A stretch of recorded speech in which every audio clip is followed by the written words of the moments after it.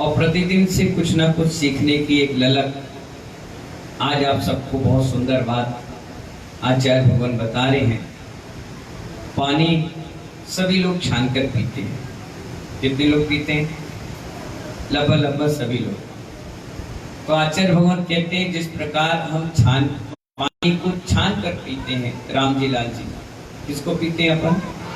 पानी को छान कर जिस हिसाब से हम पीते हैं जीवों की रक्षा के लिए, इसी प्रकार एक जीव ये भी है, इसकी रक्षा के लिए जिस प्रकार पानी को छानते हैं और इस जीव की रक्षा कर ली, तो आचार्य कहते हैं कि जीव का कल्याण निश्चित ही होगा। इसीलिए क्या करना चाहिए? दिन भर में एक बार बैठकर पानी छानने के साथ साथ विचारों को भी छान लेना। आचार्य भगवान कितनी अच्छी बात यहाँ बता रहे हैं कि जो आत्म तत्व के बारे में बार बार पुनः पुनः चिंतन करता है। आत्म तत्व के बारे में, किसके बारे में? आत्म तत्व के बारे में बार बार और पुनः पुनः चिंतन करता है। यदि वो व्यक्ति रोज नमोकार मंत्र की माला भी फेरता है, आत्म तत्व का चिंतन तो करते ही है, साथ में नमोकार मंत्र की माला भी फेरता है, रोज पूजा पाठ करता है, तो उसके नियम से कर्म निर्जरा होगी, क्योंकि उसके विचार छनते चले जा रहे हैं। पूजा कर रहा है तो विचार छन रहे हैं, अभिषेक कर रहा है तो विचार छन रहे हैं, स्वाध्याय कर रहा है तो आचार्य कह रहे हैं परम तपा स्वाध्याय से बड़ा तपस्या इस दुनिया में कोई नहीं। इसमें समता के परिणाम आ रहे हैं। जब व्यक्ति पुस्तक लेता है तो दुकान की चिंता नहीं, पुस्तक लेता है तो अनर्गल बोलता नहीं, पुस्तक लेता है तो विचार इधर उधर नहीं जाते, सिर्फ समझाने में और समझने में जाता है। सबसे बड़ी तपस्या स्वाध्याय होगी। ये सारी क्रियाओं में हमारे विचार पवित्र बन रहे हैं, निर्मल बन रहे हैं। इसलिए आचार्यों ने कहा कि कर्म निर्जरा का हेतु बन गया, निमित्त मिल गया।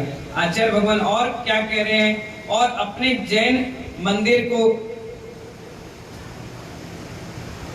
हमारे आचार्य भगवान क्या कह रहे हैं? बहुत प्यारी बात गाथा के साथ बता रहे हैं। हमारे यहाँ मंदिर जाने से पुण्य मिलता है, हमारे यहाँ मंदिर जाने से पुण्य मिलता है। अन्य लोग भी कहते हैं मंदिर जाना चाहिए, पर कहीं उनके शास्त्रों में ये नहीं लिखा कि मंदिर देखने से भी पुण्य मिलता है। हमारे यहाँ तो अगर भाव भी बना लिए तो 2 उपवास का फल मिलता है। भाव बनाने से, महावीर भैया, क्या बनाने से? सिर्फ भाव बना लिए कि आज मुझे मंदिर जाना है, और आप चौथी आरती में क्या बोलते हो? चौथी आरती श्री उवच्छाया दर्शन देखत। अगर आपके भाव घर से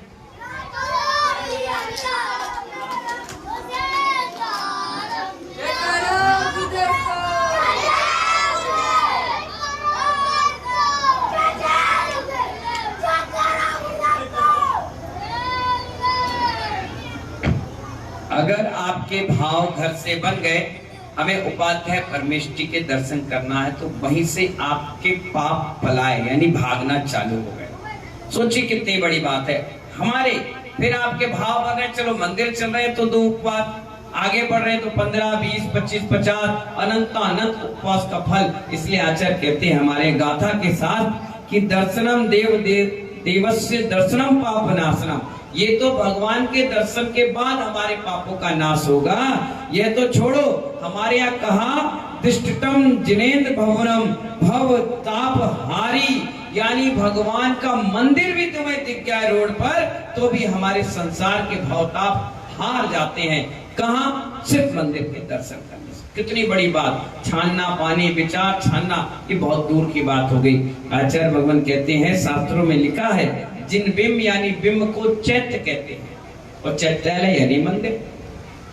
जिन बिंब को चैत्य कहते हैं, चित्तोपयोग अनुष्ठान सल्फात्वा चित्तम, मन की सफलता के लिए, मन के दोषों को दूर करने के लिए भगवान के दर्शन कारणभूत बन जाते हैं। मन के संकल्प विकल्प, कई बार ऐसा होता है ना, मन अशांत है तो आदमी कहाँ जाता है? चलो मंदिर में बैठते। वैसे वो आधा घंटा रोज पूजा करता था, आज 1 घंटा बैठे। आप पूछोगे क्या बात है, आज बहुत देर बैठे हुए पूजा क्यों कर रहे हो? अब सीख क्यों करो, इतनी देर तक स्वाध्याय क्यों करो, तो आप कहोगे मन में शांति नहीं है। क्या हो गया? आज बहू से बात होगी, अरे समझा देती, अरे कहाँ समझने वाली, कहीं सास से कोई बात हो, कहीं पतिदेव रूठ गए, पड़ोसी से झगड़ा हो गया, तो आदमी एक ही रास्ते पे जाता है जहां उसका कोई साथ देने वाला नहीं होता, वहां से वो भगवान के पास जाता है। और भगवान के पास भी जाकर शांति नहीं मिलती तो गुरुओं के पास आकर अपना दुखड़ा रो लेता है, जिससे वो हल्का महसूस कर लेता है। क्या कर लेता है? हल्कापन की हाँ मैंने अपनी बात कह दी। और अगर उसको कहने का रास्ता नहीं मिलता है तो वो सिर्फ सुसाइड करता है, आत्महत्या करता है, या मानसिक विकारों से प्रताड़ित हो जाता है, जिससे आप कहते हैं डिप्रेशन में चला गया। बच्चे आजकल सबसे ज्यादा, और विदेशों में सबसे ज्यादा लोग डिप्रेशन के शिकायत होते हैं। क्यों? क्योंकि वहां कोई गुरु नहीं है उनके पास, अपने जैसे समीचीन गुरु, सम्यक गुरु नहीं है, जिस कारण उनको आत्महत्या करना पड़ता है। मालूम है, जितने बड़े बड़े शहर होते हैं वहां कोई रास्ता नहीं मिलता। आप देखिए, गाजियाबाद जाइए, दिल्ली जाइए, नोएडा जाइए, बड़ी बात तो छोड़ो, गुड़गांव जाइए, वहां हर दिन आए दिन अखबारों में पढ़ोगे, बिल्डिंग से कूदकर उसने सुसाइड कर लिया, घर को बंद करके फांसी लगा लिया, जहर खाकर मर गया, या कहीं ऐसे एक्सीडेंट की स्थिति आ गई और वो व्यक्ति एक्सपायर हो गया। पूछा गया कि क्या हो गया? बोले बच्चे बाहर रहते हैं, अकेले बूढ़े माँ बाप हैं, या बच्चे यहाँ हैं, माँ बाप नहीं है। वो किससे अपनी बातें शेयर करें, किससे कहें, किससे बोले? मन के विकल्प आचार कह रहे हैं। क्या कह रहे हैं? मन के विकल्पों को और मन की सफलता के लिए और मन के दोषों को दूर करने के लिए सिर्फ जिनेंद्र भगवान के बिंब दर्शन का ही कारणभूत होता है, निमित्त है। हम लोग भी त्रिकाल दर्शन करते हैं। कितनी बार करते हैं? कितनी बार? सुबह, दोपहर और शाम, ठीक है ना? 3 बार दर्शन करते हैं। इसलिए करते हैं और आप लोगों से कहते हैं कि कम से कम 1 बार तो जाओ। कितनी बार जाओ? 1 बार तो जाना चाहिए। लेकिन लोग क्या करते हैं? सुबह हुआ है, शाम के नहीं जाएंगे, शाम के हुआ है तो दोपहर के नहीं जाएंगे। जबकि आचार्य भगवान कह रहे हैं त्रिकाल दर्शन करना चाहिए। इसमें स्पष्ट कह दिया कि भव्याति भव, अगर जीव अपने आप को समझते हो तो 3 टाइम मंदिर में दर्शन करने आना चाहिए, और जितनी बार आना चाहिए उतनी बार भोग लगाकर भगवान की पूजन, व्यवस्था, जाप, अनुष्ठान, स्वाध्याय करना चाहिए। इससे महानुभाव वो जीव सम्यक दृष्टि जीव कहलाता है, भव्याति भव जीव कहलाता है। इसलिए महानुभाव आचार्य भगवान कह रहे, शास्त्रों में लिखा है, जिन्हें भगवान के दर्शन बिना किए पानी की एक बूंद भी नहीं पीना चाहिए। क्या नहीं पीना चाहिए? पानी की एक बूंद भी नहीं पीना चाहिए। वही व्यक्ति सम्यक दृष्टि जीव कहलाता है। और एक बार दर्शन करके वो खाना और पीना करता है तो निश्चित रूप से वो सम्यक दृष्टि जीव है। ऐसा चर्चा सागर नाम के ग्रंथ में लिखा है। किसमें लिखा है? चर्चा सागर नाम के ग्रंथ में लिखा है। जो दिन भर में 1 बार भगवान के दर्शन करने के बाद पानी या भोजन करता है वो नियम से सम्यक दृष्टि है।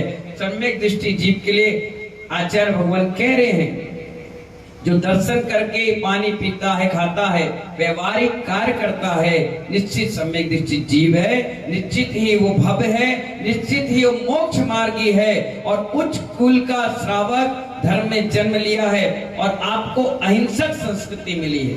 क्या मिली है? संस्कृति, अहिंसक संस्कृति मिली है। इसीलिए जैन व्यक्ति कभी चींटी को भी नहीं मारता। ये पूरे जग जाहिर है। आप अगर किसी व्यक्ति से पूछोगे ना, भैया थाने क्यों आए यार, तुम तो चींटी को भी नहीं मारते, थाने क्यों आ गए, कोर्ट में क्यों चले गए? अरे भैया फंसा दिया, ये कर दिया। कभी बनिया व्यक्ति किसी की हिंसा नहीं करता, कलेजा ही नहीं उसका, इतना मजबूत कलेजा नहीं है, वो किसी को थप्पड़ भी मार दे। बहुत कम 90% व्यक्ति क्या करता है, छोड़ो यार क्या करना, अरे गया तो गया, छोड़ो, क्योंकि उसका भाग बड़ा प्रबल है, उसको मांगना नहीं पड़ता। मालूम है 5000 क्या सिनेमा घर है ब्रिटेन में? कितने?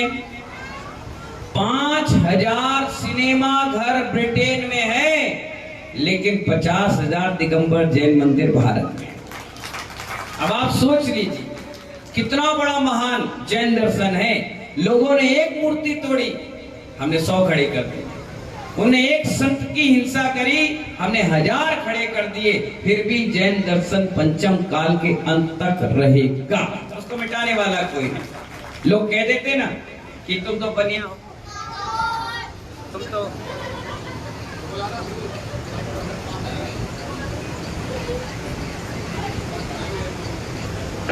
तुम तो बनिया हो, गिनती के हो। नहीं महानुभाव, डायमंड की दुकान पूरे जिले में एक होती है।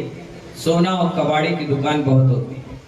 सोना चांदी की दुकानें बहुत मिल जाएंगी, गली गली मिल जाएंगी, डायमंड की दुकान कम मिलेगी। इसलिए आचार्य कहते हैं व्यवहारिक क्रियाएं जो आप करते हैं वो निश्चित ही आपको सम्यक दर्शन की ओर ले जाएंगी। आपकी बहुत अच्छी क्रियाएं, आपकी दृढ़ श्रद्धान, आपका विश्वास, आपका ज्ञान, ये सब सम्यक रूप होते चला जाएगा। और मालूम है, कोई बाहर से कोई ज्ञान थोड़ी ना लाना है। जो आप पढ़ते लिखते हो सब कुछ है, इसमें एक लाइन आगे जुड़ जाती है, सम्यक। क्या जुड़ जाती है? आचार्य उमा स्वामी महाराज ने, द्विपायक नाम का एक ब्राह्मण था, सुन लीजिए बड़े ध्यान से, क्या कहा? द्विपायक नाम का एक ब्राह्मण था, उसने अपने घर की चौखट पर लिखा दर्शन ज्ञान चारित्राणी मोक्ष मार्गा। क्या लिखा? दर्शन ज्ञान चारित्राणी मोक्ष मार्गा। और लिखकर चले गए उमा स्वामी महाराज, जिनका नाम उमा स्वाति था। क्या नाम था? उमा स्वाति। क्यों पढ़ा बताओ? उमा उनकी माँ पिता का नाम था और स्वाति उनके माँ का नाम था। ऐसे ही था नाम, उमा स्वाति। तो दोनों को मिलाकर नाम रख दिया गया। क्या? उमा स्वाति। उमा स्वाति से उमा स्वामी बन गए।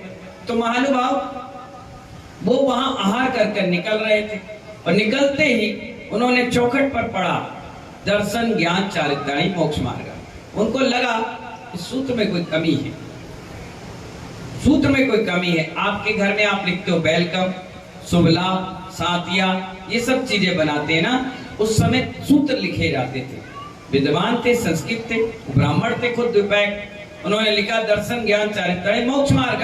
उमा स्वामी महाराज वहां से निकले, उन्होंने देखा कि अरे इसमें कोई सूत्र कम है। उन्होंने आसपास देखा, एक कोयला रखा था, पहले सिगड़ी चलती थी ना, कोयला रखा था। उन्हें कोयला उठाया और आगे जोड़ दिया सम्यक। क्या जोड़ दिया? सम्यक दर्शन, सम्यक ज्ञान, सम्यक चारित्राणी मोक्ष मार्ग। अब वो द्विपायक ब्राह्मण आया, उसने देखा अरे ये किसने कलाकारी कर दी भाई। वो ढूंढा, लोगों ने बताया एक नंगे बाबा थे, वो गए यहाँ से, उनके पीछे गया। बोले महाराज ये क्या लिखा आपने? बोले सम्यक। सम्यक का मतलब? बोले सच्चा दर्शन, सच्चा ज्ञान और सच्चा चारित्र ही मोक्ष मार्ग है। अरे वाह, मजा आ गया। फिर उन सब ने मिल करके उमा स्वामी महाराज को हेतु मिल गया, सम्यक दर्शन ज्ञान चारित्राणी मोक्ष मार्ग। फिर उन्होंने तत्वार सूत्र की रचना करी और तत्वार सूत्र ऐसा जैन कुंजी बन गया कि बिना उसके जैन दर्शन का प्रवेश ही निश्चित हो गया। और जो व्यक्ति एक बार तत्वार सूत्र पढ़ लेता था, आज से 150 साल पहले उसको चांदी के रथ में बैठाकर, हाथी में बैठाकर पूरे नगर में भ्रमण कराया जाता था। उसका बहुत बड़ा सम्मान होता था, उसे शास्त्री की उपाधियां दी जाती थी कि आपने जैन दर्शन की कुंजी को पढ़ लिख करके आगे बढ़ गए। तो आचार्य भगवान यही बता रहे हैं, यहाँ पर त्रिकाल दर्शन करना चाहिए, पूजा पाठ और क्रियाओं में रहना चाहिए और धीरे धीरे शुभ आश्रव से शुद्ध आश्रव की ओर पहुंचना चाहिए। और ऐसा व्यक्ति भव्यादिभव और सम्यक दृष्टि जीव पुण्यात्मा जीव कहलाता है, जो 3 टाइम भगवान, गुरुओं और शास्त्र का दर्शन करता है। इसलिए आचार्य भगवान कहते हैं कि एक व्यसन आप भी रखना। नीरू भाई, लोग कहते हैं 7 व्यसन का त्याग। क्या कहते हैं? क्या कहते हैं? जोर से बोलो। एक जैन व्यक्ति सप्त व्यसन का त्याग करता है, लेकिन यहाँ आचार्य भगवान बता रहे हैं 7 व्यसन का तो त्याग कर लो, लेकिन एक व्यसन अपने साथ जरूर रखो। क्या? कौन सा? पूछो।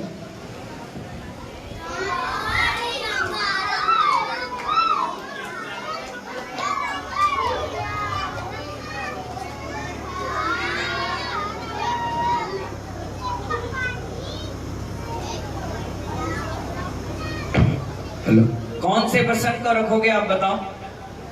7 प्रश्न त्याग कर दिए, लेकिन आचार्य भगवान कहते हैं एक प्रश्न इसके साथ और जोड़ लो। 7 त्यागा लेकिन एक मत त्यागना। आप कहोगे कौन सा? शराब पीने का, जुआ खेलने का, वेश्या का? नहीं, गुरु भक्ति और प्रभु भक्ति का। एक ऐसा नशा है महानुभाव जो जन्मों जन्मों तक चला आएगा, जन्मों जन्मों तक जाएगा, और यही जन्म जरा मृत्यु को हराने में कारण बनेगा। बाकी व्यसन तो तुम्हें संसार में भटका देते हैं। आचार्य कहते हैं कि भगवान से कहना कि मेरे कौन कौन से व्यसन होंगे। 7 व्यसन त्याग किया तो एक व्यसन होना चाहिए कि मेरे हाथ हमेशा भगवान तुम्हारी ओर जुड़े रहे। क्या व्यसन होना चाहिए? हमारा हाथ आपकी ओर हमेशा हमेशा झुका रहे, जुड़ा रहे। मेरे पैर हमेशा तीर्थ यात्रा के लिए जाते रहे। अगर घर से गाड़ियां निकले तो सीधे तीर्थ बंदना के लिए hotel, DJ, park, kitty party के लिए ना जाएं। अगर निकले तो सोनागिर, बरासो, महातीर्थ की ओर जाए। महावीर जी, तिजारा, सांगानेर, सम्मित शिखर जाए। और अगर आंख खुले तो सीधे शास्त्र पढ़ने के लिए, कान खुले तो भगवान के गुणगान सुनने के लिए, जीभ हिले तो सिर्फ भगवान की स्तुति करने के लिए। बस यही व्यसन जीवन भर रहेंगे तो कोई व्यसन की आपकी आवश्यकता नहीं पड़ेगी। इसलिए आचार्य कहते हैं सारी इंद्रियां तो शुभ कार्य में लगा दो। किसमें लगा दो? आंख मिली है, कान मिले हैं, मुख मिला है, शरीर मिला है, तो सारी इंद्रियों को व्यसन, शुभ व्यसन में लगा दो। तो हे भगवान, मेरे पूर्व कर्म के अनुसार मुझे जो होना है वो तो होगा, लेकिन हे प्रभु आपकी भक्ति करते करते एक दिन मोक्ष भी हो जाए, ऐसा ये व्यसन आपको करना है। इन्हीं शब्दों के साथ हम अपनी वाणी को विराम देते हैं। समय मिला तो फिर मिलेंगे, और नहीं रहा तो ओम नमः सिद्धेभ्य। जय बोले महावीर भगवान की।